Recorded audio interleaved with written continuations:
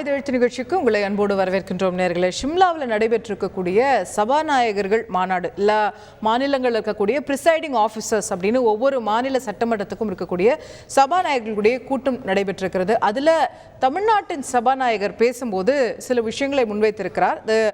ஆளுநர்கள் இந்த சட்டமன்றத்தில் நிறைவேற்றி ஒரு மசோதாவை அனுப்புகிறோம் அப்படின்னு சொன்னால் அதற்கு ஆளுநர்கள் அதன் மீது முடிவெடுப்பதற்கு இல்லை அதன் மீது கையெழுத்து போடுவதற்கு ஒரு குறிப்பிட்ட கால அவகாசம் நிர்ணயிக்க வேணும். 6 மாதத்துக்குள்ளே அவங்க முடிவெடுக்கணும், 1 வருஷத்துக்குள்ளே முடிவெடுக்கணும் அப்படிங்கிறது போன்ற ஒரு கால அவகாசம் தேவை. ஏன்னா காலவரையின்றி பல இடங்களில் ஆளுநர்கள் சட்டமன்றங்கள் அனுப்பக்கூடிய மசோதாக்களை அப்படியே பெண்டிங்கில் வைத்திருப்பது என்பது சட்டமன்றத்தினுடைய அந்த அதிகாரத்தை இல்லை சட்டமன்றத்தினுடைய உரிமையை சரியாக அங்கே அமல்படுத்த முடியல அப்படிங்கிற ரீதியிலான சில விஷயங்களை நம்முடைய சபாநாயகர் பேசியிருக்கிறார். அதே போல் சபாநாயகர்களுடைய அதிகாரங்களை இப்போ நீதிமன்றங்கள்லாம் கேள்வி கேட்க ஆரம்பிச்சிருச்சு. எங்களுடைய அவைக்குள்ளே எங்களுக்கு தான் சபாநாயகர்களுக்கு தான் வாழ்நாவே அதிகாரம் இருக்கிறது என்பதனால இது நீதிமன்றங்கள் கேள்வி கேட்பது சரியா அப்படிங்கிற ஒரு கேள்வியும் கூட ஒரு முன்வைத்திருக்கிறார் அப்படின்னு பார்க்கிறோம். இந்த கேள்விகள், இந்த விஷயங்கள் ஒரு விவாத பொருளை எழுப்பியிருக்கிறது. ஒரு சபாநாயகராக அவருடைய தன்னுடைய கருத்தை தெரிவித்திருந்தாலும் கூட இது இப்போ நீட் மசோதா நம்முடைய ஆளுநர்கிட்ட பெண்டிங்கில் இருக்கு. ராஜீவ் கொலையாளிகளுடைய விடுதலை விவகாரம் போன்ற விஷயங்கள் ரொம்ப நாட்களாக பெண்டிங்கில் இருக்கு. இதையெல்லாம் சுட்டிக்காட்டி மனதில் வைத்து இந்த விஷயம் சொல்லப்படுகிறதா அப்படின்னு ஒரு தரப்பினர் கேள்வி எழுப்புறாங்க. இன்னொரு பக்கம் இது அரசியல் ரீதியாக இதை ஆளுநருக்கு ஒரு ஆளுநர்களுக்கு இப்படி ஒரு நிர்ணயம், ஒரு டைம் லைன் அப்படிங்கிறது இருந்தால் அது அவர்களுக்கு எளிதாக இருக்கும் இது மாதிரியான விஷயங்களை நிறைவேற்றிக் கொள்வதற்கு அப்படிங்கிறதுனால சொல்லப்படுகிறதா, இதில் அரசியல் இருக்கிறதா அப்படிங்கிற கேள்விகள் எல்லாம் இன்னொரு தரப்பினரில் எழுப்பப்படுகிறது. இல்லை, இது மாநிலங்களுடைய இந்த உரிமை, இது கிடைத்தாக வேண்டும், அதை தான் சபாநாயகர் அங்கே உரிமை குரலாக நம்முடைய சபாநாயகர் அங்கே பேசியிருக்கிறார் அப்படின்ற மற்றொரு தரப்பும் வைக்கப்படுகிறது. இவர் எழுப்பி இருக்கக்கூடிய இந்த விவாதத்தை தான் இன்று நம்ம விரிவாக விவாதிக்க இருக்கிறோம். இதில் சட்ட ரீதியான பார்வைகள் என்ன, அரசியல் ரீதியான பார்வைகள் என்ன என்பதை தான் விரிவாக இன்றைய நிகழ்ச்சியில் விவாதிக்க இருக்கின்றோம். நம்மோடு இணையக்கூடிய விருந்தினர்கள் மூத்த வழக்கறிஞர் திரு தமிழ்மணி அவர்கள் நம்மோடு இணைந்திருக்கின்றார்கள். அதே போல அரசியல் விமர்சகர் திரு ஸ்ரீராம் அவர்கள் இணைகின்றார். திராவிட முன்னேற்ற கழகத்தின் சார்பில் திரு சரவணன் அவர்களும், காங்கிரஸ் கட்சியின் சார்பில் திரு திருச்சி வேலுசாமி அவர்களும் இணைகின்றார்கள். அனைவரையும் நிகழ்ச்சிக்கு அன்போடு வரவேற்கின்றேன். திரு சரவணன் அவர்கள்ட்ட தொடங்கலான்னு நினைக்கிறேன். நம்முடைய சபாநாயகர் வைத்திருக்கக்கூடிய இந்த கோரிக்கை அப்படிங்கிறது கான்ஸ்டியூஷனில் இப்படி ஒரு ப்ரொவிஷன் இல்லை. நம்மளுடைய பல வழக்குகளில் நீதிமன்றங்களில் கவர்னருடைய விஷயங்கள் போகும்போதும் கூட, குறிப்பாக ராஜீவ் கொலை வழக்கில் போகும்போதும் கூட ஒரு ரீசனபிள் அமௌண்ட் ஆஃப் டைமில் முடிவெடுக்கணும், அதை நீங்களே பார்த்து ஒரு குறிப்பிட்ட கால அளவில் முடிவெடுக்கணும் அப்படின்னு தான் நீதிமன்றங்கள் சொல்லுது. அப்போது இந்த கோரிக்கை என்பது எங்கிருந்து வருகிறது? நம்ம கான்ஸ்டியூஷனில் இல்லாத ஒரு விஷயமா இருக்கே அப்படின்ற ஒரு கேள்வி வருது. இப்போ இந்த பிரச்சனையை பார்க்கும் பொழுது நம்ம அந்த ராஜீவ்காந்தி கொலை வழக்கில் சிக்கியவர்கள் அவர்களுடைய அந்த வழக்கில் உச்ச நீதிமன்றம் ரீசனபிள் டைமுக்குள்ள முடிவு பண்ணணும்னு சொல்லலை, ஏன் பண்ணலைன்னு கேள்வி கேட்டது. கவர்னர் செய்வது தவறு என்று சுட்டி காட்டியது. அதன் அடிப்படையில் சபாநாயகர் பேசியிருக்கலாம். ஏன் இப்படி இது பண்ணுங்க, as soon as possible அப்படின்னு சொல்லி அந்த செக்ஷன்ல இருக்கு, ஆர்டிகல்ல இருக்கு. ஆர்டிகல் 200 என்ன சொல்லுதுன்னா, when the bill is presented, it is the duty of the governor to consider it as soon as possible. As soon as possible அப்படின்னா இதை விட கவர்னருக்கு வேற என்ன வேலை இருக்க முடியும்? இதுக்காக தானே அமைச்சிருக்காங்க. இது கவர்னருடைய வேலையே அதுதான். கவர்னருடைய அதிகாரங்கள் என்ன, அவருடைய அதிகார வரம்பு என்னன்னு பார்க்கும் பொழுது, கவர்னர் அரசு அமைக்கும் பொழுது, ஒரு புதிதாக ஒரு அரசு அமைக்கப்படும் பொழுதோ இல்ல ஒரு அரசு கவிழும் பொழுதோ புதிதாக யாரை கூப்பிடலாம், அந்த சமயத்தில் மட்டும்தான் கவர்னருக்கு ஏதோ கொஞ்சம் அதிகாரம் இருக்கிறது நம்முடைய அரசியல் அமைப்பு சட்டப்படி. அதை தாண்டி எடுத்துக்கொண்டோம் என்றால் ஆளுநருக்கு தனியாக எந்தவித அதிகாரமுமே கிடையாது. எக்ஸிக்யூட்டிவ் நம்ம சட்டமன்றங்களோ இதுவோ போடுற டெசிஷனை போடுற அந்த சட்டங்களையும் இதையும் ரப்பர் ஸ்டாம்ப் பண்ற வேலை தான் ஆளுநருடைய வேலை. அதை தாண்டி நான் இப்படி செய்வேன் அப்படி செய்வேன்னா நமக்கு என்ன நடந்தது என்றது முன்னால தெரியும். திரு பன்வாரிலால் புரோஹித் அவர்கள் ரிவ்யூ மீட்டிங்க்கு போனாங்க. திமுக இது மாநில சுயாட்சிக்கு எதிரானதுன்னு சொல்லி கருப்பு கொடி ஆர்ப்பாட்டங்களில் ஈடுபட்டது. ஸோ இப்போ கான்ஸ்டிடியூஷன்ல இல்லாததை நீங்க கேக்குறீங்க அப்படின்றாங்க. இல்ல பிரசன்டேஷன் கேட்கலையே, அதான் தெளிவுபடுத்திட்டாங்களே. திமுக ஆட்சியில அப்படிலாம் நடப்பதற்கு வாய்ப்பே கிடையாது. என்ன கவர்னர் எதுவுமே கேட்கலையா? எதுவும் கேட்கலன்னு தானே தெளிவுபடுத்தி. இல்ல நம்முடைய சீஃப் செக்ரட்டரி பின்ன எதுக்கு எழுதினாரு லெட்டர்? தெளிவுபடுத்திருக்காரு. சீஃப் செக்ரட்டரி தான் அதுல என்ன நடந்திருக்குன்றதை தெளிவுபடுத்திருக்காரு. சீஃப் செக்ரட்டரி தெளிவுபடுத்தினது என்ன சொல்லிருக்காரு? தவறாக புரிந்து கொள்ளப்பட்டிருக்குன்னு சொல்லி அவருக்கு இல்ல கவர்னர் ரொட்டீன் processல கேட்டாரு, அத தான் நான் எழுதி இருக்கேன்னு சொன்னாரு. இது ருட்டீன் ப்ராசஸ், அதுதான் சொல்றேன். ருட்டீன் ப்ராசஸ் என்பது வேறு. நீங்க வந்து ஆய்வுக்கு போறேன், நான் போய் மக்கள் குறைகளை கேட்கிறேன், அதை பண்றேன் இதை பண்றேன்றது வேறு. ஸோ அதுதான் எடுத்துக்காட்டேன், எப்படி வந்து செயல்பட்டார்கள், எப்படி செயல்பட முடியும் அப்படின்றது. ஸோ இப்போ நீங்க வந்து ஒரு கேள்வியை வைக்கிறீங்க, என்ன கேள்வி அது அப்படின்னா, கான்ஸ்டிடியூஷனுக்குள்ள இல்லையே அப்படின்னு கேட்குறீங்க. ஏன் இல்லாததை ஒன்றை ஏன் கேட்குறோம் அப்படின்னா, சபாநாயகர் ஏன் கேட்டிருக்கிறார் என்றால், இவங்க வந்து கான்ஸ்டிடியூஷன் படி நடக்க மாட்டாங்க. as soon as possible ஒரு அருமையான கருத்தை வந்து நம்முடைய சபாநாயகர் வந்து அங்க வைத்திருக்கிறார். என்ன வைத்திருக்கிறார் அப்படின்னா, மக்களுடைய அந்த will of the people, legislature, சட்டமன்றம் வந்து மக்களுடைய எண்ணங்களை பிரதிபலிக்கக்கூடியது. அதுதான் சுப்ரீம். அது வந்து எண்ணங்களை பிரதிபலிக்குது. அந்த எண்ணங்கள் பிரதிபலிப்பாக மாறி சட்டமாக மாறும் பொழுது, இதை நான் வந்து பார்க்க மாட்டேன், எனக்கு இவ்வளவு டைம் வேணும் அப்படின்னு கேட்பது எந்த வகையில் நியாயம் அப்படின்னு சொல்லி கேட்டிருக்காரு. அதற்காக நீங்க வந்து இது பண்ணுங்க, அதுக்கு வந்து நீங்க ஒரு காலமுறையை நிர்ணயிங்கள் என்று சொல்லி இருக்கிறார். அதுல இந்த கேள்வி ஏன் வருதுன்னா, இவர்கள் சரியான முறையில் செயல்படவில்லை. இப்படிப்பட்ட ஒரு சூழ்நிலை எப்ப வருதுன்னா, இதுக்கு முன்னாடி எல்லாம் வரவே இல்லை. பாஜக ஆட்சிக்கு வந்த 2014க்கு பிறகுதான் எவ்வளவு மிஸ்யூஸ் பண்ண முடியுமோ, தி ஆபீஸ் ஆஃப் தி கவர்னரை வந்து எவ்வளவு மிஸ்யூஸ் பண்ண முடியுமோ அவ்வளவு மிஸ்யூஸ் பண்ணிருக்கிறது இங்கதான். நீங்க சொல்ற ராஜீவ் கொலை வழக்கு பிரசிடென்ட் கிட்ட எத்தனை வருஷம் பெண்டிங் இருந்தது? எத்தனை பிரசிடென்ட் கிட்ட கொலை வழக்கு? நீங்க ராஜீவ் கொலை வழக்கு எக்ஸாம்பிள் நம்ம பேசணும் இல்லையா? அது வந்து பாஜக அரசு வந்த அப்புறம் தான் பெண்டிங்ல இருக்கா, முன்னாடில இருந்தே பெண்டிங்ல இருக்கா? இல்ல அது கருணை மனுன்றது வேறங்க. கருணை மனுன்றது வந்து அவங்களுடைய தனி பவர். ஆமா சார், அதுல வந்து அவங்க நேரத்துக்கு முடிவெடுக்கலன்றதான பிரச்சனை. நீங்க சொல்றது போல நீதிமன்றம் கண்டிச்சது. இல்ல அதுதான் சொல்றேன். நம்ம பேசிக்கொண்டிருப்பது இப்ப வந்து நீதிமன்றங்கள்ல வந்து சட்டமன்றத்துல இருந்து ஏற்றி இருக்கக்கூடிய சட்டத்தை பத்தி பேசிட்டு இருக்கோம். ஆர்டிகல் 72 பவர் வேற, ஆர்டிகல் 161 பவர் வேற. அது இரண்டுமே கூட இதுக்கு முன்னாடி எப்படி வேணா இருந்திருக்கலாம். பட் இப்ப நீதிமன்றங்கள் என்ன சொல்லுது அப்படின்னா, டிலே பண்ணக்கூடாது, ரீசனபிள்னஸ். சட்டம் நியாயம் வந்துட்டாலே என்ன அப்படின்னா ரீசனபிள்னஸ், நியாயமான டைம் லைன் அப்படின்றது வேணும். நீங்க சராசரியாக நியாயமாக நடந்து கொள்ளக்கூடிய நபர் இதற்கு எவ்வளவு காலம் எடுத்துக்க முடியும்? இப்ப நீங்க அதை பண்ண மாட்டீங்க அப்படின்னா அது எதை காண்பிக்கிறது என்றால், தமிழக மக்கள் மீது உங்களுக்கு அக்கறை இல்லை, தமிழக மக்களின் எண்ணங்களுக்கு நீங்கள் மதிப்பளிக்கவில்லை அப்படின்றதான் காண்பிக்குது.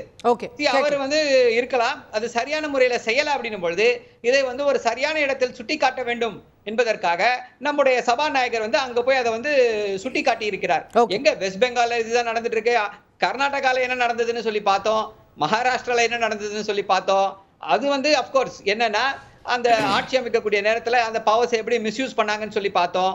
சோ இத போல அதுதான் சொல்றேன், மீண்டும் சொல்கிறேன், 2014 ஆட்சியிலே பாஜக வந்த பிறகு சரி, the office of the governor has been totally misused. Okay, கேட்கலாம். திரு தமிழ்மணி அவர்கள்ட்ட கொண்டு போக நினைக்கிறது, கான்ஸ்டியூஷன்ல இல்லதான் இப்போ, ஆனா அதை நம்ம அமெண்ட் பண்ணி சேர்க்க முடியும் தானே? இப்படி வந்து இதுதான் வந்து மக்களுடைய, அவர் சொல்லுவது வில் ஆஃப் த பீப்புள் அப்படிங்கிறது தான் திரு அப்பா அவர்களும் சொல்றாரு. மக்களை பிரதிபலிக்கக்கூடிய அந்த சட்டமன்றம் சொல்வதை ஆளுநர் கேட்கலன்னா அதை நம்ம கேள்வி கேட்கணும் தானே, அதை அமெண்ட் பண்ணணும் தானே? அப்படி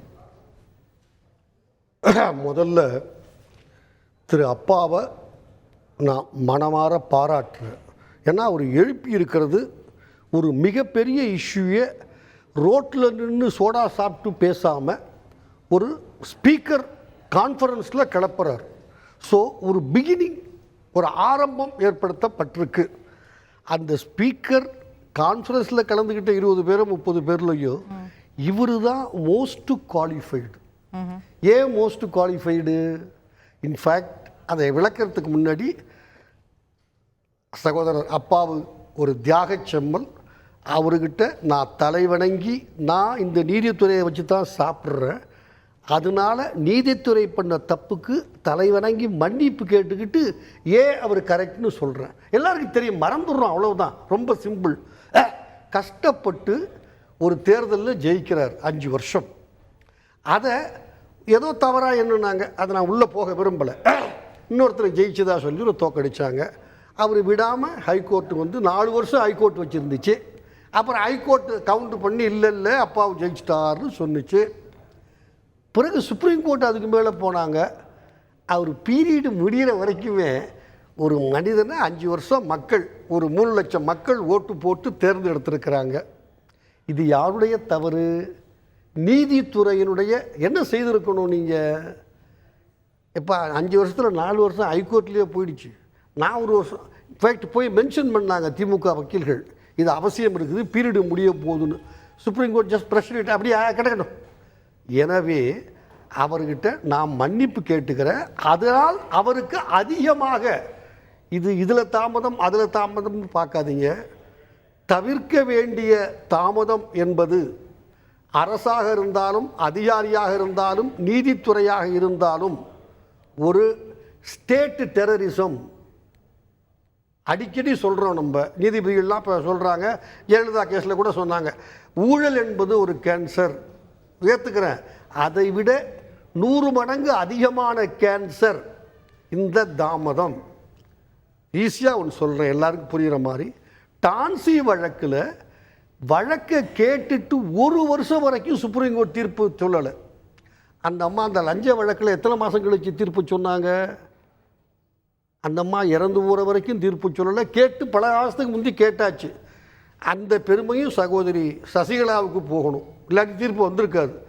ஒரு வாரத்தில் நான் நாக்காலில் போய் உட்காருறேன்னு அந்த அம்மா சொன்னதுனால, சத்தியமாக நான் இது வேடிக்கையெல்லாம் சொல்லலை, நடந்தது தான், அதை பண்ணினாங்க. எனவே நீதித்துறை ஒரு மாடலாக இருக்கணும்.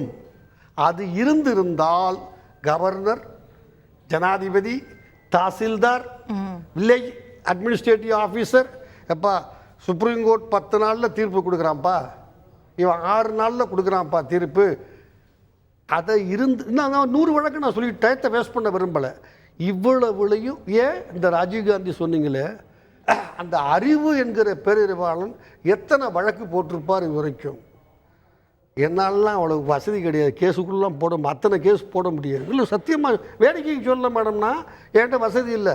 யாரோ ஒரு நல்ல உள்ளம் படைச்சோ நான் சொல்கிறேன், தள்ளுபடி பண்ணலாம், வேணான்னு சொல்லலை, இழுத்தடிக்காது. அப்போ அறிவு எவ்வளோ கேஸ் இல்லை, முடிஞ்சு போச்சு.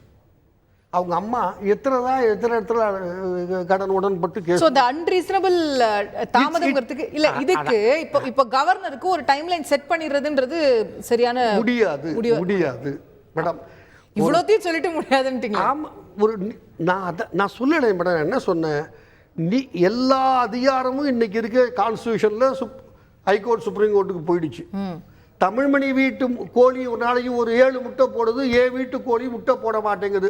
தமிழ்மணி வீட்டு முட்டை கோழி மாதிரியே எல்லார் வீட்டும் கொடுக்க சொல்லுன்னு நாளைக்கு ஒரு பிஐஎல் போட்டால் கூட 98% ஒரு நீதிபதி நியாயம்தானே.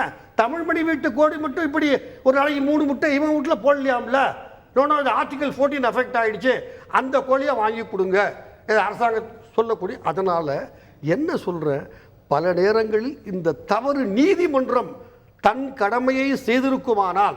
இல்ல, நான் கேட்பது, நீங்க நீதிமன்றத்தில் பண்ணியிருந்தா இவ்வளோ வந்திருக்காது, கவர்னர் ஸ்பீக்கர் எல்லாம் ஒழுங்கா இருந்திருப்பாங்கன்னு சொல்றீங்க, ஓகே. நான் கேட்பது, இப்போ கவர்னருக்கு நம்ம ஒரு டைம் லைன் வைக்க முடியுமா? அதுதான் தீர்வு. எல்லாருக்கும் மனசாட்சின்னு ஒன்று இருக்கு இல்லைங்களாங்க, சட்டம், தர்மம், நியாயம். இதை தாண்டி மனசாட்சின்னு ஒரு மிக பதவியில் உட்கார்ந்துருக்கிற மனிதர் அவர். அதனால தான் ஒரு மனசாட்சின்னு இந்த சட்டத்தில் இருக்குங்க. இந்த லா குட் கான்ஷியஸ்ங்கிறது தயவு செஞ்சு சட்டம் தெரிஞ்சவங்களுக்கு தெரியும். அதையே சொல்கிறான், ஒரு தீர்ப்பு எடுக்கிறது போது குட் கான்ஷியஸ்ங்கிற வார்த்தை பிரிட்டிஷ் காலத்திலேருந்து பயன்படுத்துகிறோம். அங்கே தான் உங்களுக்கு வருது. நான் திரும்பவும் சொல்கிறேன், ஒரு அழகான பாட்டு அடிக்கடி ட்ரெண்டிங்காக இருக்குது. நீ காயமா காதலா, நீ நிஜமா நிழலா. நீதித்துறை எப்பயாவது ஒரு 6 மாதத்துக்கு ஒரு தடவை நிமிந்து உட்காந்து ஒரு சவுண்டு விடுது, நாம் எல்லாம் அது நிஜம்னு நம்பிடுறோம். பிறகு 1.5 வருஷத்துக்கு ஒன்றும் செய்ய மாட்டேங்குது, தூங்கிட்டு இருக்கு. நீங்க நடைமுறை சொல்றீங்க, நான் திரும்ப திரும்ப கேட்கறது, அப்படி ஒரு காலக்கெடு நிர்ணயிக்க முடியுமா? கான்ஸ்டிடியூஷனை அமெண்ட் பண்ண முடியும். அந்த போர் 128 தடவை என்ன பண்ணியிருக்கோம் நம்ம. அந்த சட்டையில் கான்ஸ்டியூஷனுங்கிற சட்டையில் தச்ச நூல் தான் அதிகம், நெய்த நூல் குறைவு. 124 தையல் போடலாம். நாடாளுமன்றத்தில் நிறைவேற்றி ஒரு டைம் லைன் ஃபிக்ஸ் பண்ண முடியும், பண்ணலாம். இதுக்குள்ள பண்ணணும். இல்லைன்னா இப்படி கூட சொல்லலாம், நீ 6 மாசத்துக்கு மேல வச்சிருந்தா it shall be presumed to be assented. Madam சட்டத்துல சிக்கல் இல்ல. ஓகே. சட்டத்தை நடைமுறைப்படுத்தவர்கள் கையில் தான் சிக்கல். இத நாளைக்கு பார்லிமெண்ட் ஒரு நம்ம தமிழ்நாடு அசெம்பிளியை போட சொல்லுங்க. இத மாதிரி ஒரு அமெண்ட்மெண்ட் வேணும்னு கேட்க சொல்லுங்க.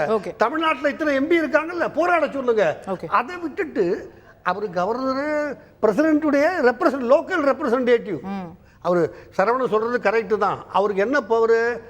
எமர்ஜென்சி லைட் பவர் போச்சுன்னா எமர்ஜென்சி லைட் எரியும், ஜெனரேட்டர் வேலை செய்யும். பவர் இருக்கக்குள்ள அவர் ஒண்ணும் இல்லை. ஆனால் இதை திமுக கன்ஸ்ட்ரக்டிவா செய்யலாம். நீங்க சொல்றத சட்டத்தை திருத்துன்னு கேட்கலாம், தவறு இல்ல. ஓகே, நான் திருச்சிவேலுசாமி அவர்கள்ட்ட அதை பற்றி கொண்டு போக நினைக்கிறது, இது ஆளுநர்களுக்கு மட்டும்தான் பொருந்துமா, சபாநாயகர்களுக்கும் பொருந்துமா சார்? எல்லாவற்றுக்கும் தான் பொருந்தும். நீதித்துறையில் இருக்கவங்க நம்ம தமிழ் மொழி கேட்டா அவர் சொல்வார் ஒரு திருக்குறள் வாரி, தாமதிக்கப்பட்ட நீதி மறுக்கப்பட்ட நீதின்னு ஒன்று சொல்லுவாங்க எல்லாரும்.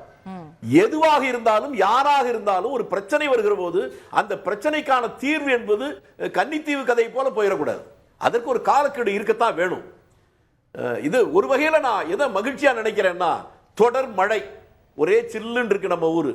இதை விட மலைப்பிரதேசம் சிம்லா, இதை விட இங்க சில்லுன்னு இருக்கிற இடம். அங்கேயும் வெறும் வேட்டி சட்டையோட மட்டும் போன நம்ம ஊரு சபாநாயகர் அவர் பேசின பேச்சு பெரிய சூட்டை கிளப்பியிருக்கு. ஆனால் இது தேவையான நேரத்தில் தேவையான பிரச்சனையை அவர் கிளப்பி இருக்கிறார். இது ஒரு நல்ல முடிவு எட்டப்பட வேண்டியது அவசியம். நீங்க ஒன்று கேட்டீங்க சபாநாயகருக்குன்னு, சபாநாயகரை நீக்க முடியும். சபாநாயகரை நீக்குவதற்கான அதிகாரம் சட்டமன்றத்துக்கு இருக்கு. ஆனால் கவர்னர் அப்படி இல்லை. அதனால அதுக்கு இதுக்கு ஒரே மாதிரி அளவுகோல் வைக்க முடியாது. ரெண்டுக்கு ரெண்டு வெவ்வேறு அளவுகோல். இல்ல, நீங்க நீக்க முடியும்னு சொல்றது சரி. இப்போ ஆனா நம்ம சபாநாயகரே வந்து இந்திய ஸ்பீச்ல சொல்லும்போது 10th ஷெட்யூல்ல நாங்க நீக்கினா அதுல எல்லாம் நீதிமன்றம் தலையிடுது பாருங்க, அதுல எங்களுக்கு தான் அதிகாரம் இருக்கு அப்படின்னு சொல்றாரு. சபாநாயகர்கள் எவ்வளவு நேரங்கள்ல நம்ம இவருன்னு வேண்டாம், நம்ம பல மாநிலங்கள்ல பார்க்கிறோம், இதுக்கு முன்னாடி பார்த்தோம், அவங்க எவ்வளவு அரசியல் ரீதியா செயல்படுறாங்க அப்படின்னு. அப்போ அதுக்குமான ஒரு கடிவாளம் தேவைப்படுது இல்ல, 10th ஷெட்யூலையும் மாத்தணுங்கிற மாதிரி.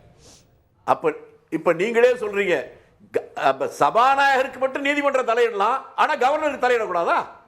இல்ல, கவர்னருக்கு தலையிட கூடாது கவர்னர் சொல்லவே இல்ல. அவங்களுக்கு இல்ல இல்ல கவர்னருக்கு நீதிமன்றம் இவர் கேக்குறார் இல்ல சார், இல்லம்மா இவர் கேட்கிற கேள்வியுடைய நோக்கம் என்பது அதுதான். இல்ல, அவர் நீதிமன்றத்தை கேட்கல, மக்களால் தேர்ந்தெடுக்கப்பட்ட அந்த பிரதிநிதிகளால் தேர்ந்தெடுக்கப்பட்டவர். இல்ல, அவர் அவருக்கு இவ்வளவு கட்டுப்பாடு இருக்கிற போது ஒரு நியமன உறுப்பினரா இருக்கிறவருக்கு ஏன் கட்டுப்பாடு இல்ல? அதாவது நீங்க ரெண்டுக்கு வித்தியாசத்தை பார்க்கணும். இவருக்கு பல வேலைகள் இருக்கு சபாநாயகருக்கு, சபையை நடத்துவதெல்லாம். ஆனா ஒரு கவர்னர் யார்? இவ்வளவு பெரிய மாளிகை கொடுத்து, நூற்றுக்கணக்கான வேலைக்காரர்கள் கொடுத்து, அவருக்கு ஆலோசகர்கள் கொடுத்து, எவ்வளவோ வேலையை எல்லாம் கொடுத்து, இவ்வளவு முடிச்சு ஒரு சொர்க்கபுரியை போல உங்களை உட்கார வச்சாக்க உங்களுக்கு ஒரே வேலையே மாநில அரசிலிருந்து வரக்கூடிய இந்த மாதிரி விஷயங்களை பார்த்துட்டு சொல்றது தானே. இதை பார்ப்பதை விட இவருக்கு கவர்னருக்கு வேற என்ன வேலை இருக்க முடியும்?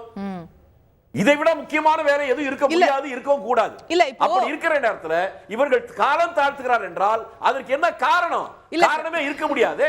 இல்ல, இப்போ மக்களால் தேர்ந்தெடுக்கப்பட்ட மக்கள் பிரதிநிதிகளை விட நியமன உறுப்பினருக்கு அதிகாரம் அதிகம் இருக்க முடியாது.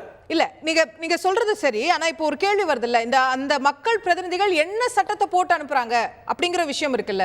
இப்ப நம்மளோட அரசியல் சாசனத்துல நம்ம பாக்குறோம், எல்லாத்துக்குமே செக்ஸ் அண்ட் பேலன்சஸ் வச்சிருப்பாங்க, யாருக்குமே முழு அதிகாரங்கள் கிடையாது அப்படின்னு. இப்ப நம்ம மக்களால் தேர்ந்தெடுக்கப்பட்ட அரசு தான் நாளைக்கு இருக்கிற எம்எல்ஏக்கள் எல்லாம் முடிவு பண்ணி இன்னார் தான் தமிழ்நாட்டுல வந்து நிரந்தர சபாநாயகர், நிரந்தர முதல்வர் அப்படின்னு ஏதோ ஒரு சட்டம் பாஸ் பண்றாங்க. அவங்க நினைச்சா பாஸ் பண்ண முடியும், ஆளுநர் அப்ரூவ் பண்ணிட முடியுமா? உங்களுக்கு இல்ல, இத பாத்துக்கிற சாதாரண ஆளுக்கு புரியுற மாதிரி சொல்றேன். சட்டமன்றத்தில் இருக்கக்கூடிய பெரும்பாலான எம்எல்ஏக்கள் தேர்ந்தெடுத்து அவரை தானே முதலமைச்சரா பதவி பிரமாணம் செஞ்சு வைக்கணுங்கிறதான கவர்னருடைய வேலை.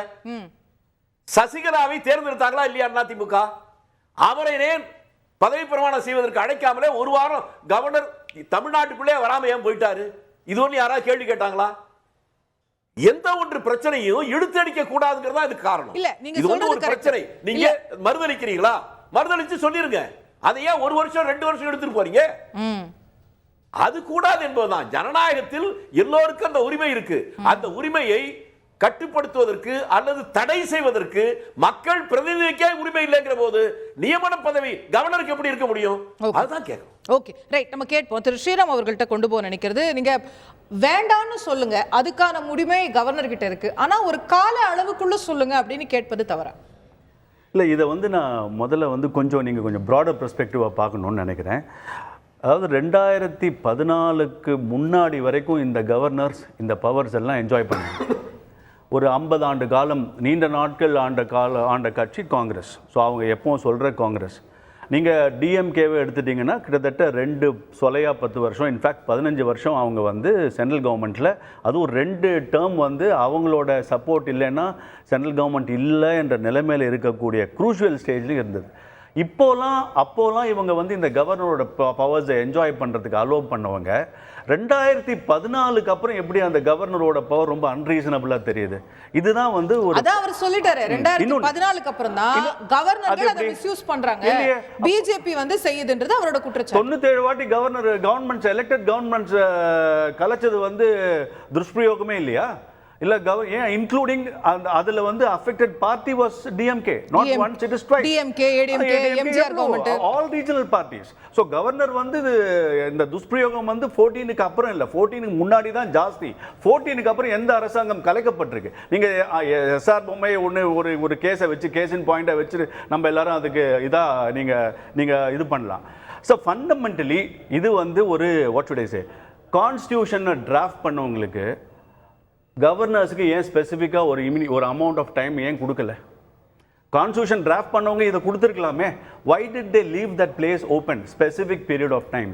இப்போ நீங்கள் சொல்கிறீங்க, இப்போ நீங்கள் ஒன்று சொன்னீங்க, ஸ்பீக்கர் யார் வேணா நாளைக்கு ஒரு ஸ்டேட் வந்து we want to go separate, எங்களோட மக்கள் சொல்லிட்டாங்க நாங்கள் தான் பிரதிநிதி, நாங்கள் வந்து தனியாக போகிறோம், எங்களுக்கு தனி கொடி கொடுங்க, எங்களுக்கு தனி லா கொடுங்கன்னு கேட்டால் கவர்னர் வாங்க உடனே உங்களுக்கு கையெழுத்தை போட்டு கொடுத்துட்றேன் அப்படின்னு உட்கார்றதுக்கு கவர்னர் உட்கார்ந்துருக்காரு. அப்படி எந்த கவர்னரும் செய்ய மாட்டாங்க, செய்யவும் வேண்டாம். ஆனா அவங்க என்ன கேக்குறாங்கன்னா, அப்படி ஒரு மசோதா வந்தால் இது தப்பு முடியாதுன்னு சொல்லட்டும் கவர்னர், ஆனா அதை எடுத்து உள்ள வச்சுக்கிட்டு 6 மாசம் 1 வருஷம் உட்கார்ந்துட்டே இருப்பதா நாங்க கேள்வி கேட்கிறோம். அதுக்கு ப்ரொவிஷன் இருக்கு.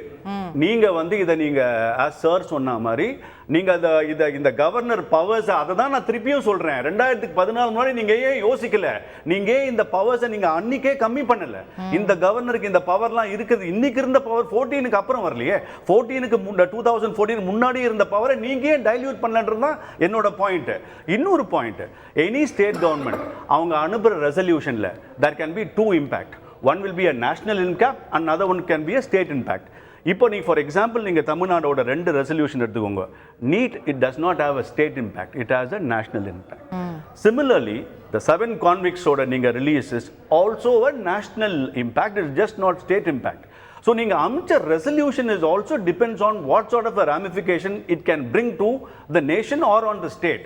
ஸோ இதை வந்து நிச்சயமாக எனக்கு PH பாண்டியன் சார் சொன்னதான் ஞாபகம் இருக்கு, வானலாவிய பவர் சபாநாயகர் இருக்குன்னு சொல்லியிருக்காரு. கோர்ட் வந்து அதை இன்னும் அவர் நோட்டீஸ் அனுப்பிச்சோம், அவர் எடுத்துக்கல. ஸோ ஸ்பீக்கர் அந்த பவர் எக்ஸசைஸ் இப்போ பண்ணலாமே.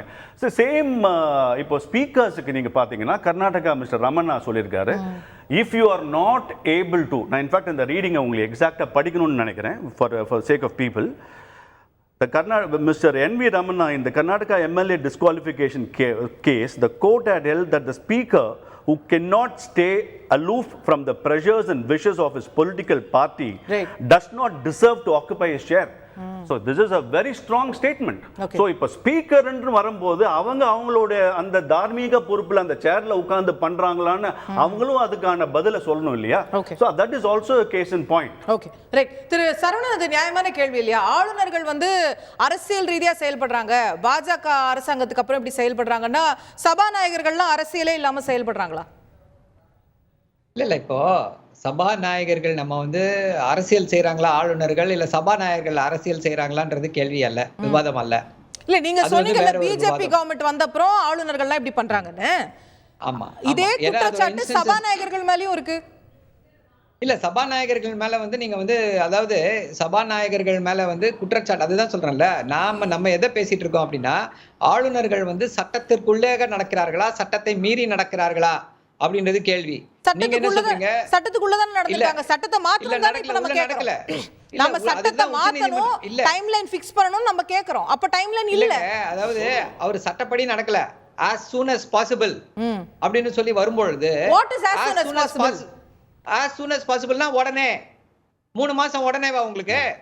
உடனே இல்ல இது எப்படி சார் இல்ல உடனே என்ன காலையில கொடுத்துட்டு சாயங்காலம் கையெழுத்து பண்ணனும் கேட்கணுமா? ஒரே நிமிஷம். தமிழ்நாட்டுக்கு ஒரு முக்கிய பொறுப்புல ஆளுநராக அரசு செலவுல டாக்ஸ் பேயர்ஸ் மணியை என்ஜாய் பண்ணிட்டு இருக்காங்க.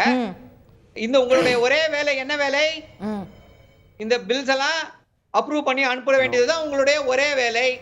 அந்த ஒரு வேலையை நான் செய்ய மாட்டேன் அப்படின்னா எப்படி நீங்கள் சட்டத்திற்கு உட்பட்டு செயல்படுகிறீர்கள்?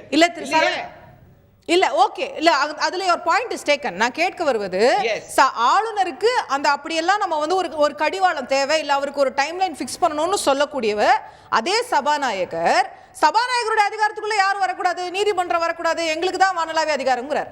அப்போ சபாநாயகரும் பொலிட்டிக்கலா செயல்பட முடியும். அதோடைய உதாரணங்களை நம்ம இந்திய வரலாற்றுல நிறைய பார்த்துட்டோம்.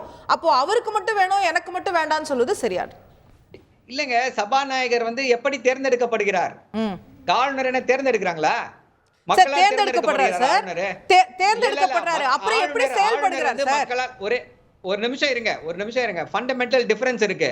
சபாநாயகர் எப்படி வருகிறார், ஆளுநர் எப்படி இருக்கிறார்? இருக்கட்டும் சார். ஃபண்டமெண்டல் டிஃபரன்ஸ் இருக்கு. இருக்கட்டும் சார். அப்படி இருக்கும்போது நீங்க எப்படி ரெண்டு பேரையும் கம்பேர் பண்ணுவீங்கன்னு கேக்குறேன் சார். பிரதமரையும் முதலமைச்சரையும் மக்கள் தான் தேர்ந்தெடுக்கறாங்க. விமர்சிக்கலையா யாரும்? எதிர்க்கட்சி விமர்சிக்கலையா? அவங்க எதிர்க்கட்சி விமர்சிக்கல. விமர்சனம்ன்றது வேற. நீங்க கேக்குற கேள்வி நீங்க என்ன கேள்வி கேக்குறீங்கன்னா ஒரே நிமிஷம். நீங்க என்ன கேள்வி கேக்குறீங்கன்னா சபாநாயகர் இப்படி கேக்குறாரு அப்ப ஆளுநரும் இப்படி கேட்கலாமேன்றீங்க. நான் என்ன சொல்றேன், சபாநாயகர் வேற இதுல இருக்காரு, ஆளுநர் வேற பொறுப்புல இருக்காரு. ஆளுநருக்கு அப்படிப்பட்ட அதிகாரங்கள் இல்ல. நான் கிளியரா சொல்ல முயற்சி செய்றேன். நான் கேட்டது சரியா உங்களுக்கு போய் சேர்ந்ததான்னு எனக்கு தெரியல. நான் சொல்றது ஆளுநர் இவ்வளவு நேரத்துக்குள்ள டிசைட் பண்ணணும், அவர் இப்படி இழுத்தடித்து கொண்டே இருப்பது தவறு அப்படின்னு சபாநாயகர் சொல்றாரு. அதே ஸ்பீச்ல சபாநாயகர் இன்னொன்னும் என்ன சொல்றாருன்னா, ஆளுநர்கள் இப்படி எல்லாம் செய்யறாங்கன்னு சொல்லிட்டு சபாநாயகருடைய அதிகாரம்னு வரும்போது நாங்க வந்து கட்சி தாவல் தடை சட்டமோ நாங்க 10th ஷெட்யூலோ பயன்படுத்தும் போது நீதிமன்றம் தலையிடக்கூடாது அப்படின்னு சொல்றாரு. அப்ப அவர்களுடைய பவருக்கும் கடிவாளம் தேவையில்லையா? அதை மட்டும் வேண்டான்னு ஏன் சொல்லணும்?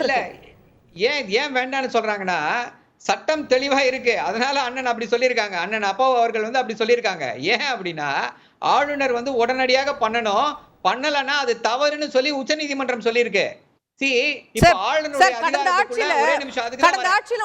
என்ன கொஞ்சம் பேச விட்டீங்கன்னா பேசலாம். கொஞ்சம் இருக்கிறீங்களா? நான் பேசி முடிக்கிறேன். சபாநாயகருடைய அதிகாரத்துல நீதிமன்றங்கள் தலையிட முடியுமா முடியாதா அப்படின்ற கேள்வி இன்னும் ஓபன். குறிப்பிட்ட சில விஷயங்கள்ல மட்டும்தான் நீதிமன்றங்கள் தலையிட முடியும். உச்ச நீதிமன்றம் தெளிவாக வரையறுத்திருக்கிறது. நீங்க வந்து முடிவு எடுத்த பிறகு அந்த முடிவு சரியா இல்லையா அப்படின்றத பார்க்கக்கூடிய அதிகாரம் எங்களுக்கு இருக்கு. அதை தாண்டி இன்னும் நம்மளுடைய இதுல வந்து சபாநாயகருடைய அதிகாரங்களை வந்து கோடிஃபையே பண்ணல.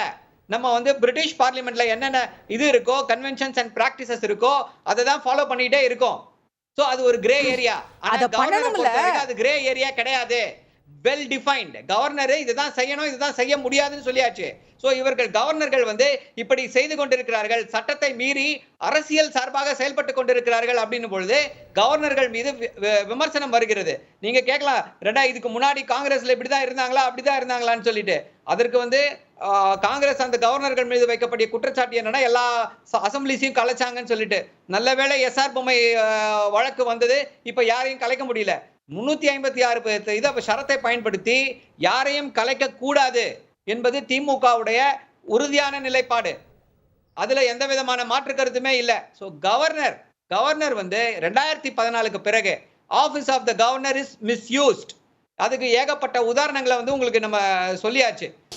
திருப்பி நம்ம வந்து கவர்னரையும் சபாநாயகரையும் வந்து கம்பேர் பண்றது வந்து ஒரு சரியான சட்டப்படியோ எப்படியோ வந்து அதை கம்பேர் பண்ண முடியாது. நீங்க சொல்லுங்க, கடந்த ஆட்சியில அதான் நான் கேட்க வந்தேன், 11 எம்எல்ஏக்கள் வந்து ஆட்சிக்கு எதிராக ஓட்டு போட்டாங்க, அவங்கள வந்து தகுதி நீக்கம் செய்யணும் அப்படின்னு சொல்லி நீங்க திமுக கொறடா உட்பட மனு கொடுத்துருந்தீங்கன்னு நினைக்கிறேன். ஸ்பீக்கர் அதை இப்போ கவர்னர் எதை செய்யறாரோ அதே தானே ஸ்பீக்கர் செஞ்சாரு, வாங்கி வச்சுக்கிட்டாரு, எதுவுமே ஆக்ஷன் எடுக்கல. அப்போ இதே குற்றச்சாட்டு ஸ்பீக்கர்ஸ் மேலேயும் வருது இல்ல? அப்போ வந்து நம்ம எதை நம்ம கவர்னர்களுக்கு சொல்றோமோ அதே சபாநாயகர்களுக்கும் பொருந்தது இல்ல? அப்ப அதையும் மாத்திரம் நம்ம கேட்கணும்ல. எங்க அதிகாரத்துக்குள்ள மட்டும் யாரும் வரக்கூடாது அப்படின்னு சொல்றேன். நான் இல்ல, நல்ல கேள்விதான் கேட்டிருக்கீங்க. அதுதான் சொல்றேன்.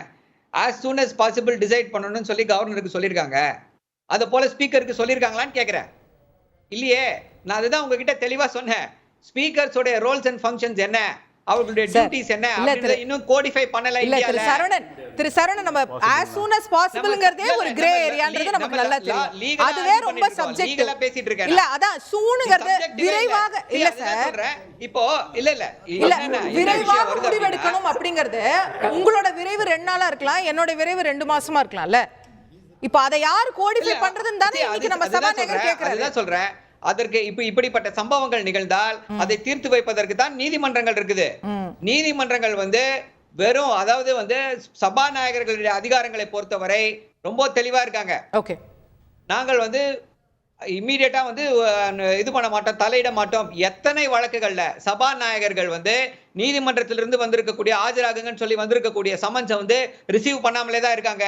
எங்களை கேள்வி கேட்கக்கூடிய அதிகாரம் நீதிமன்றங்களுக்கு இல்லைன்னு தான் சொல்லிட்டு இருக்காங்க. அதுதான் சொல்றேன், அது இன்னும் கோடிஃபையே ஆகல. ஓகே, அப்படியே திரு தமிழ்மணி, சபாநாயகர்களுக்கான அதிகாரம் சரியா வரையறுக்கப்படல, கவர்னருக்கு ஒப்பிட முடியாதுன்றது எப்படி? இல்ல, அந்த பார்வை ஒரு ஜெனரல் பார்வை, அது தவறு. சபாநாயகர் ஒரு அரசியல்வாதி. நீங்கள் வேறு எந்த கேரளாவுக்கெல்லாம் ஆந்திராவுக்கு கர்நாடகெல்லாம் வேண்டாம். எனக்கு தெரிஞ்சு மிக மிக கேவலமாக நடந்தது தமிழ்நாட்டில் தான். எம்ஜிஆர் கட்சி ஆரம்பித்தப்ப 2 ஸ்பீக்கர் இருந்தாங்க. ஆமாம், மதியழகன் ஒன்று, அந்த பக்கம் பே. சீனிவாசன். அதுக்கு பிறகு ஜெயலலிதா யாரோ தாக்கப்பட்டதாக சொல்லி அதை வச்சு கலைச்சிடணும் ஆட்சியை. ஜானகி ஆட்சியில் என்ன பண்ணார், இவரை வச்சு இது பாஸ் ஆகிடுச்சுன்னு சொல்ல வச்சாங்க. நம்பிக்கையில்லா திருமணம் கொண்டப்பட்டது. அதனால் ஸ்பீக்கர்கள் தொடர்ந்து தன்னுடைய அதிகாரத்தை மீறி கொண்டிருக்கிறார்கள். அந்த 10th ஷெட்யூலில் பாரா 7 பார்த்தீங்கன்னா, it shall B final, the speakers decision shall be final. அதைத்தான் இப்போ இவர் கேட்கிறாரு. 7ங்கிற வார்த்தையை சொல்லலை, அதை படிச்சுட்டு அப்பாவு கேட்கிறாரு. அதில் ஒரு டெவலப்மெண்ட் வந்துருச்சு. என்ன டெவலப்மெண்ட் வந்துருச்சு? சுப்ரீம் கோர்ட் சொன்னுச்சு நோ, எதியூரப்பா கேஸில். அதில் வாசகங்கள் அப்படி இருக்கலாம், ஆனால் நீதிமன்றங்கள் மிக நிச்சயமாக தலையிடக்கூடிய அதிகாரம் உண்டு சொல்லிட்டாங்க. அடுத்த கேஸில் ரொம்ப சீனியர்லாம் வச்சு ஆர்கியூ பண்ணாங்க 2வது ஸ்டேஜில். அப்போ சுப்ரீம் கோர்ட் ஸ்லைட்டாக ஆல்டர் பண்ண என்ன சொல்லிச்சு, ஒரு டிஸ்டிங்ஷன். ஃபேக்ட்ஸை பொறுத்த வரைக்கும் ஸ்பீக்கர் போட்டதை நாங்கள் ஃபைனல் ரூல் 7 அப்ளை பண்ணிக்கிறோம். லாவை பொறுத்த வரைக்கும், ஏன்னா speaker is not a legally trained man, not under all circumstances, நாங்கள் தலையிடுவோம். ஃபேக்ட்ல நீ சொல்றத சொல்லிக்கோ, லா கரெக்டாங்கிறத நாங்கள் தான் பார்ப்போம்னு சொல்லிட்டாங்க. இதை தாண்டி சொல்கிறேன், ஸ்பீக்கருக்கு பவர் கொடுத்தா என்ன ஆகுங்கிறதுக்கு நம்மகிட்ட ஒரு கான்கிரீட் எக்ஸாம்பிள் இருக்கு. இந்த 10th ஷெட்யூலை அப்ளை பண்ண ஒரு கர்நாடகா ஸ்பீக்கர் என்ன பண்ணார், அவங்களே டிஸ்குவாலிஃபை பண்ணலாம்னு இருக்கு 10th ஷெட்யூலில், பண்ணிட்டு போங்க, உங்களுடைய அதிகாரம் தாண்டி குதிச்சு இவன் நீ தேர்தலில் நிற்க முடியாது ஒரு ஆர்டர் போட்டார். அது சுப்ரீம் கோர்ட்டுக்கு போய் எப்பா அது பவர்லாம் உனக்கு கிடையாது. In fact that gentleman is from Tamil Nadu, that speaker, நம்ம தமிழ்நாடு ரத்தம், தமிழ் ரத்தம் ஓடுதவருக்கு தன்னுடைய அதிகாரத்தை தாண்டி குதிச்சு போட்டாரு. இவர் சொன்ன பாலசுப்ரமணியம் கேஸ்லயே அந்த order, speaker order set aside பண்ணிட்டாங்க. Judiciary can interfere. இல்ல, இப்ப நம்ம கடைசியா எங்க வரோம்னா, ஆளுநருக்கு சில இந்த மாதிரி நீங்க சொன்ன மாதிரி கான்ஸ்டிடியூஷன் அமெண்ட் பண்ணி ஒரு டைம் ஃபிக்ஸ் பண்ண முடியும் அப்படின்னு சொன்னா, ஸ்பீக்கருக்கு பண்ணலாம்ல மேடம். 200வது 518வது நம்பர், இவ்வளவு நம்பர் தானே மேடம் பண்ணலாம். ஆனா பிரிட்டிஷ் கவர்மெண்ட்ல ஏன் கான்ஸ்டிடியூஷன் பண்ணப்ப செய்யலையேன்னு கேட்டாரு. அன்னைக்கு அந்த கான்ஸ்டிடியூஷன் அசம்பிளியில் இருந்தவெல்லாம் இவ்வளவு கிராதகமா அதிகாரி நம்ம அரசியல்வாதி மாறிடுவான்னு நினைக்கல. 1970 வரைக்கும் நான் திரும்ப திரும்ப சொல்றேன், சென்ட்ரல் ஸ்பீக்கருக்கு கேண்டிடேட் போடக்கூடாதுன்னு இருந்துச்சு. மத்திய பாராளுமன்ற ஸ்பீக்கரா இருந்தான்னா அடுத்த எலெக்ஷன்ல நிக்கக்குள்ள அவனை எடுத்து கேண்டிடேட் போடக்கூடாது, அவனை விட்டுணும்னு இருந்து ஃபாலோ பண்ணாங்க. நெஹ்ரு காலத்துல நான் தப்புன்னா இவர் சொல்லட்டும், சபாநாயகர் நடுநிலையானவரா இருந்தாரு, கவர்னர் நடுநிலையானவரா இருந்தாரு, எல்லாரும் அப்படி இருந்தாங்க. அவன் நடுநிலைமையா இருந்துட்டான், அடுத்த தடவை கேண்டிடேட் போடாதீங்க. That was the convention. எங்கயாவது 18வது பக்கத்துல சொல்றேன், நான் சொல்லல. This was the practice, a parliamentary practice. அதுக்கு பிறகு என்ன பண்ணணும், அவங்க அரசியல்வாதி ஆகிட்டாங்க. நான் சொன்ன மாதிரி 10 கேஸ். அதனால் 200 மாத்தி ஒரு டைம் ஃபிக்ஸ் பண்ணலாம்னா 113லயும் மாத்தலாம். ஓகே, ஒரு சின்ன கிளாரிபிகேஷன் தான். அதாவது நீங்க என்ன சொன்னீங்க அப்படின்னா, சபாநாயகர் வந்து அவருடைய இதுல வந்து அதிகாரங்கள்ல வந்து நீதிமன்றங்கள் தலையிடக்கூடாதுன்னு பேசியிருக்காரு. கவர்னருக்கு நீங்க சொல்லும் போது சபாநாயகருக்கு மட்டும் அவர் அப்படி பேசவே இல்லை. அவர் கரெக்டா என்ன பேசியிருக்காரு, சபாநாயகர் என்ன பேசியிருக்காரு அப்படின்னா, ஆளுநருக்கு எப்படி வந்து நீங்க டைம் லிமிட் ஃபிக்ஸ் பண்றீங்களோ அதே போல சபாநாயகர்களுக்கும் ஃபிக்ஸ் பண்ணணும். சபாநாயகர்கள் வந்து அரசியல் காரணங்களுக்காகவோ இல்ல வேற ஏதோ காரணத்துக்காகவோ சரியான டைம்ல ஃபிக்ஸ் பண்ணாதனாலதான் உயர் நீதிமன்றங்கள்ல உச்ச நீதிமன்றங்கள்ல வழக்கு நிலுவையில் இருக்குன்னு சொல்லியிருக்காரு. ஒரே நிமிஷம், திஸ் இஸ் ஆமா அதுதான். Lately, the decisions of the speakers on the 10th schedule have become the subject matter of many cases before the High Court and Supreme Court. This is of grave concern to the legislative branch. The courts are interfering because the speakers are either not acting in time to exercise the powers under 10th schedule or doing so in contravention of law. There is no time limit prescribed under 10th schedule. It has become commonplace for speakers to drag out disqualification proceedings till the end of the term of the House, thereby making them infructuous. Okay. I am only highlighting this issue to call upon power that to step in, break the institutional deadlocks for an effective adjudication of 10th schedule matters. So நீங்க என்ன கேட்டீங்களோ அதே தான் அண்ணனும் கேட்டிருக்காரு. Time fix பண்ணனும் எங்கேயுமே இல்லையே நீங்க படிச்சதுல. அதுதான் கேக்குறாரு, அதுதான் சொல்லிருக்காரு. இல்ல இந்த ஸ்பீக்கர்ஸ் எல்லாம் காலம் தாழ்த்துறாங்க அப்படிங்கறதெல்லாம் சொல்லிருக்காரு. நீங்க படிச்சிருக்கீங்க, ரொம்ப அழகா சொல்லிருக்காரு. ஆனா அத ஆளுநர்கள் ஸ்பீக்கருக்கும் அந்த மாதிரி டைம் ஃப்ரேம் வேணும்ங்கிறது தான் அவர் சொல்ல வராரா? That's your interpretation. அதுதான் இல்ல, step in and break the institutional deadlocks for an effective adjudication. அதுதான் அவர் கேக்குறாரு, அதுதான் மீன் பண்றாரு. சோ ரெண்டு பேருக்கும் ஒரே சொல்லிருக்காரு. ஓகே, சோ அவர் வந்து நீதிமன்றங்கள் தலையிட கூடாது அப்படினு சொல்றது அப்படிலாம் சொல்லவே இல்ல. சொல்லவே இல்ல. இல்ல சார், நீங்க இல்ல சார், இப்போ நீங்க படிச்சீங்க it has become common place for courts to exercise judicial review over decisions of the speaker ன்னு நீங்க படிச்சீங்க. ஓவர் டெசிஷன்ஸ் இல்ல, over delay in giving decisions. Okay, இல்ல நீங்க படிச்ச ஏதாவது அவர் சொல்ல வரது வந்து சபாநாயகர்கள் சரியா செயல்படாததனால நீதிமன்றங்கள் தலையிட வேண்டிய சூழ்நிலை ஏற்படுது. சரி, அத நம்ம அட்ரஸ் பண்ணணும். Okay, correct. Thiru Tamil correct. ஒரு 10 செகண்ட்ஸ். நீங்க ஏன் இதெல்லாம் கான்ஸ்டிடியூஷன்ல இல்லைன்னு திருப்பி கேட்குறாங்க, பலர் கேட்குறாங்க. இந்த கட்சி மாறுவாங்கிறதே கான்ஸ்டியூஷனில் இல்லைங்க. 1985 தான் அந்த 10th ஷெட்யூல் வந்து கான்ஸ்டியூஷன் அமெண்ட்மெண்ட். அது வரைக்கும் அரசியல்வாதி ஒழுக்கமாகவும் நாணயமாக இருப்பான்னு சட்டத்தை பண்ணவங்க நம்பினாங்க. 85 தான் டைம் ஃபிக்ஸ் பண்ண முடியாதுன்னு சுப்ரீம் கோர்ட் சொல்லுது. எந்த கேஸில்? தமிழ்நாடு கேஸில். நீங்கள் சொன்ன அந்த 11 பேர் கேஸில் திருப்பி கேட்டாங்க. ஓகே, ஒரு டைத்தில் ஆர்டர் போச்சு, no we have no power, we will not fix. கடைசி வரைக்கும் ஆர்டரே போடல, அப்படி பதமாக ஓடி போச்சு. அதனால ஸ்பீக்கர்ட்டையும் தப்பு இருக்குது, கண்ட்ரோல் பண்ணணும். கவர்னரையும் கண்ட்ரோல் பண்ணணும், பிரசிடென்ட் ஆஃப் இந்தியா கண்ட்ரோல் பண்ணணும், ஜுடிஷியரி தன்னை கண்ட்ரோல் பண்ணிச்சுன்னா இதெல்லாம் ஆயிடும். Okay, right. திருச்சிவேலுசாமி உங்க நிறைவு கருத்து. நீங்க எல்லாம் ஒழுங்கா இருந்துட்டா இவ்வளவு பேசவே மாட்டோம்னு சொல்றாரு. அப்படி சொல்றாரா? நீங்க என்ன நம்மன்னு சொல்லுங்க.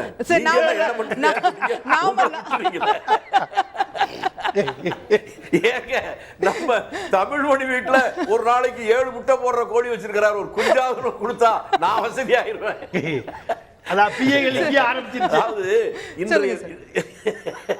இன்றைய விவாதத்துல நம்முடைய சகோதரர் ஸ்ரீராம் ஒன்று சொன்னார்.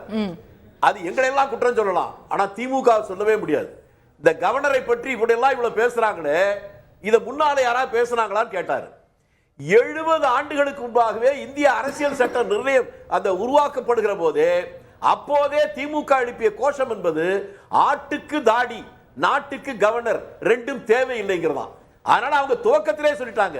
அந்த கருவாக உருவாகிற போதே அவருடைய கருத்து அது. இதே சரவணன் சொல்லியிருக்கலாம், அவர் சொல்லல, அதுக்காக அவருக்கு பதிலா நான் சொல்றதா எடுத்துக்கலாம். நான் 2 சம்பவத்தை தமிழ்நாட்டில் நடந்ததை சொல்றேன். கவர்னருடைய அதிகாரம் எப்படின்னு உங்களுக்கு புரிஞ்சிடும். ரொம்ப சுருக்கமா சார். தமிழ்நாட்டில் இருக்கக்கூடிய ஒரு கவர்னர், அதான் சொல்றேன், கவர்னர் அந்த ஆட்சியை டிஸ்மிஸ் பண்ணணும்னு ரெக்கமெண்ட் பண்றாரு, ஆனா மத்திய அரசு பண்ணல. இன்னொரு கவர்னர் டிஸ்மிஸ் பண்ணவே கூடாதுங்கிறாரு, ஆனால் அந்த ஆட்சி டிஸ்மிஸ் ஆச்சு. இந்த 2 எதுன்னு கேட்டா, செல்வி ஜெயலலிதா முதலமைச்சராக இருக்கிற போது இங்க இருந்தக்கூடிய டாக்டர் சென்னாரெட்டி அவர் எதிர்த்து பல கருத்துக்களை சொன்னார். திண்டிவனம் பக்கம் போகிற போது அவருடைய காரே தாக்கப்பட்டது, ஆனாலும் அந்த ஆட்சி டிஸ்மிஸ் செய்யப்படல. அதே நேரத்தில் 91 தமிழ்நாடு ஆட்சியை டிஸ்மிஸ் செய்ய கூடாதுன்னு பர்னாலா சொன்னார், ஆனால் மத்திய அரசு டிஸ்மிஸ் செஞ்சுச்சு. அப்ப கவர்னருடைய அதிகாரம் எதில் இருக்கு? இல்ல. அதாவது அனுபவத்தில் தான் பல செய்திகளை புரிஞ்சுக்கிறோம். அதை போல ஜனநாயகம் என்பது நாம் செயல்படுகிற போது ஒவ்வொரு கட்டத்திலையும் தான் அதில் இருக்கிற தவறுகளை புரிந்து கொண்டு திருத்திக் கொடுக்கிறோம். நம்முடைய ஸ்ரீராம் இன்னொன்னு சொன்னாரு, இந்திய நாட்டுடைய அரசியல் வரலாற்றுல ஒரே ஒரு உத்தரவுல 9 மாநில அரசுகளை டிஸ்மிஸ் செய்யப்பட்டது 78ல தான். 78ல ஜனதா கட்சி ஆட்சியில் இருக்கிற போதுதான் 9 மாநில இந்திரா காங்கிரஸ் அரசுகள் டிஸ்மிஸ் செய்யப்பட்டது. ஆனால் மீண்டும் தேர்தல் வந்த போது அந்த 9 மாநிலத்திலும் காங்கிரஸ் ஜெயிச்சது. அப்பதான் நாடு முழுவதும் ஒரு விவாதம் வந்துச்சு. இப்படி தேர்ந்தெடுக்கப்பட்ட ஒற்றை ஆட்சியில ஒரே ஒரு உத்தரவுல டிஸ்மிஸ் செய்வதா? அதிலிருந்து பாடம் கற்றுக்கொண்டுதான் அதுக்கு ஒரு திருத்தம் கொண்டு வந்தாங்க. அதை போல இன்றைக்கு நம்முடைய சபாநாயகர் சரியான நேரத்தில் இந்த விவாதத்தை உருவாக்கி இருக்கிறார். இதிலிருந்து இதில் நல்லது எதுவோ அதை எடுத்துக்கொள்வோம், தவறு எதுவோ அதை ஒதுக்கி விடுவோம். அந்த திறந்த மனதோடு இந்த விவாதத்தை பார்ப்பதுதான் ஜனநாயகத்தின் மீது நம்பிக்கை இருக்கிறவர்கள் செய்ய வேண்டிய வேலையாக இருக்க முடியும். இதுதான் என்னுடைய கருத்து. Thank you sir. திரு ஸ்ரீராம் நான் சொன்னது வந்து டிஎம்கேவோட ஸ்டாண்ட் ஆன் கவர்னர் இல்ல, அவங்களுக்கு அந்த ஆப்பர்ச்சுனிட்டி சென்ட்ரல் கவர்மெண்ட்ல 15 வருஷம் இருந்த போது இந்த கவர்னர் பவர்ஸை அவங்க யோசிச்சு அதை குறைச்சிருக்கலாமே என்ற பாயிண்ட் தான் நான் சொல்றேன். இப்போ என்னமோ 14க்கு அப்புறம் தான் கவர்னருக்கு இந்த பவர் இருக்கிற மாதிரி இருக்குன்ற பாயிண்ட் தான். நான் டெஃபினட்டா வந்து இதை வந்து ஒரு ஓப்பன் மைண்டடா தான் பேசணும். இதை வந்து க்ளோஸ் மைண்டடாக இருக்கக்கூடாது. இட் இஸ் அ பார்லிமெண்ட்லி டிஸ்கஷன் பண்ணணும். கவர்னரோட பவர்ஸ் என்னன்னு பார்க்கணும், ஸ்பீக்கர்ஸோட பவர்ஸ் என்னன்னு பார்க்கணும். Updation and upgrading and evolving is a constant process.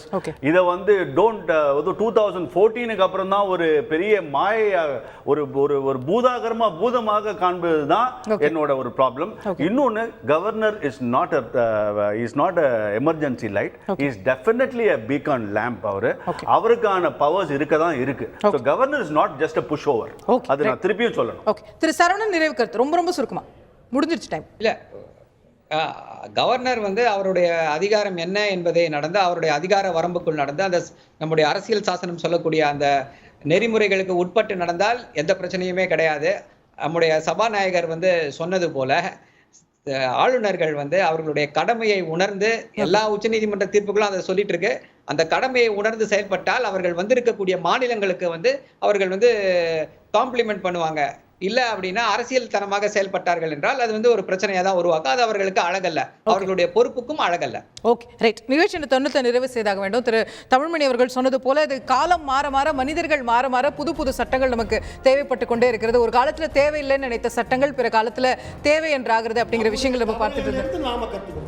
Okay, இது வந்து ஒரு கான்ஸ்டன்ட்லி இவால்விங் கான்ஸ்டிடியூஷன் அப்படிங்கிற அடிப்படையில் இதில் இன்னும் இது போன்ற விவாதங்கள் மாற்றங்கள் வருமா அப்படிங்கிறது தெரியல. தொடங்கப்பட்டிருக்கிறது அந்த விவாதம், எப்படி பயணிக்கிறதுன்னு பார்க்கலாம். நிகழ்ச்சியில் கலந்து கொண்டு கருத்து தெரிவித்த அனைவருக்கும் நன்றி, பார்த்தவங்களுக்கும் நன்றி. நேரத்தில் தொடர்ந்து